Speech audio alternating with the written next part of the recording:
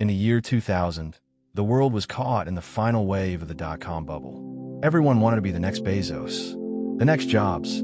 Everyone had a dream, but few had a plan. Among them was Jonathan Miller, a 32-year-old failed musician from Austin, Texas. He lived in a crumbling apartment with a ceiling leak that sang louder than he ever did on stage. His bank account had $84.73. His girlfriend had just walked out, whispering as she left, "You love your dreams more than reality." But Jonathan wasn't done yet. What he didn't know was that his life was about to be completely rewritten.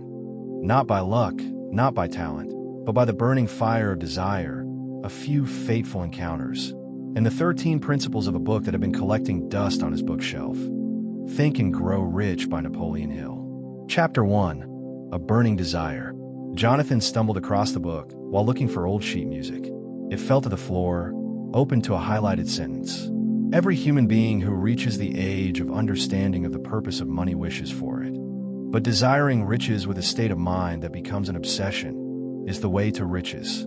He laughed. Yeah, right. But the laugh caught in his throat. That night, he couldn't sleep.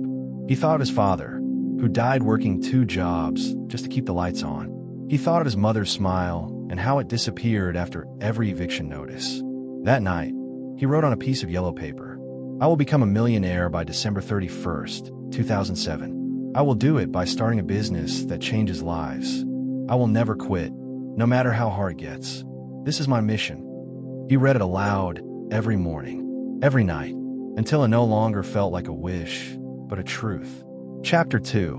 Faith Wakes a Giant. Faith, Hill said, is the starting point of all accumulation of riches. Jonathan had no business degree, no tech knowledge, but what he had was belief. He took a job as a janitor in a local co-working space just to be surrounded by entrepreneurs. He cleaned toilets during the day and eavesdropped on business meetings at night. One day, while wiping down a conference table, he overheard 2 guys debating subscription models. He casually chimed in, "What if you gamified personal finance? Made budgeting feel like playing an RPG?" They laughed, but one of them, Sandra Blythe, a UX designer burned out from Silicon Valley, paused. "You know, that's not half bad." That night, they sketched out what would later become Hero Budget, a personal finance app that turned users into financial heroes. Jonathan pitched in all his savings, $84.73. Sandra invested $5,000. It wasn't much, but it was enough to get started. Chapter 3. The Power of Autosuggestion. Jonathan filled his tiny apartment with sticky notes. "You are the architect of your destiny. Hero Budget will hit 1 million downloads by 2005. You have no limitations." He recorded affirmations in his own voice and played them in his sleep. He looked insane, but his mind started shifting. He was no longer a janitor pretending to be a founder. He was a founder who cleaned during the day to fund his dream. Chapter 4. Specialized Knowledge. They hit a wall quickly. The app was clunky. No one was downloading it. Instead of giving up, Jonathan spent his nights learning coding basics, behavioral psychology, and gamification models. He didn't go to Harvard. He went to YouTube University. He messaged over 200 people on forums asking for advice. Most ignored him, but a retired IBM coder named Gerald Walker, 62 and bored, offered to mentor him for free. Gerald once said, "Your ignorance isn't your weakness. Your refusal to learn is." With Gerald's help, they overhauled the app in 3 months. Chapter 5. Imagination, the workshop of the mind. They didn't have marketing money, so they got creative. Jonathan posed as a broke college student and posted on Reddit, "This app helped me save $1,200 in 6 weeks." The post went viral. They added a pay what you want model. The press called it the Robin Hood of fintech. Downloads exploded. 500,000 users in under 10 months. Chapter 6. Organized Planning. Jonathan built a team, not of the best resumes, but of people with fire in their eyes. Sandra, head of UX. Gerald, lead engineer. Rosalind, his cousin who once sold cosmetics door to door, now head of customer delight.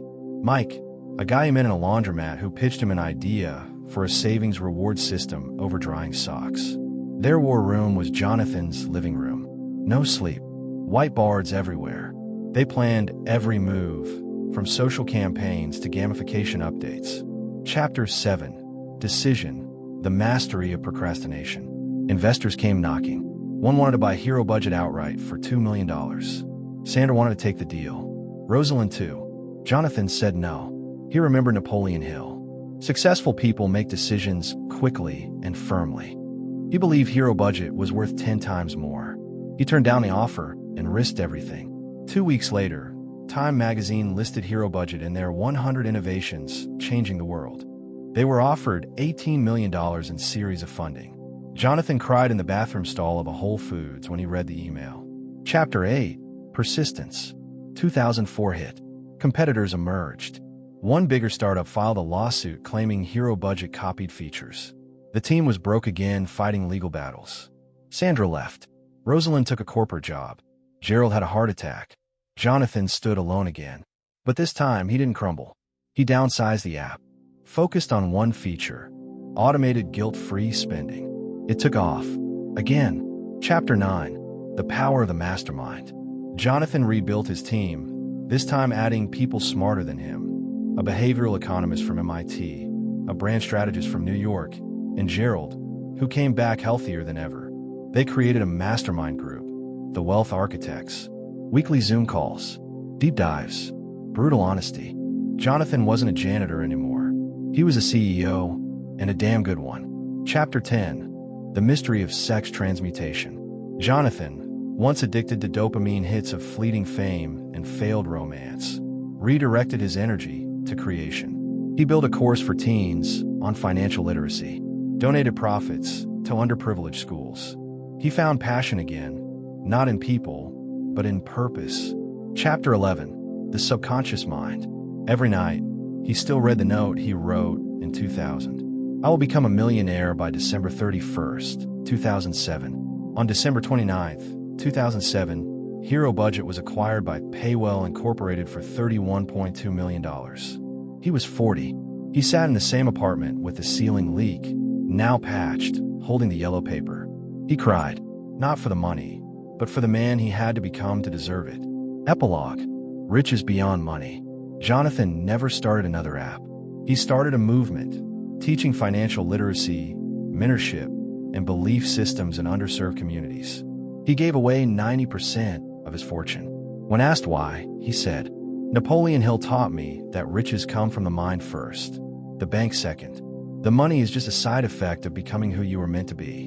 And if you ever visit Austin, Texas, you might still see the door of apartment 11B. The note still hangs on the wall, framed and true.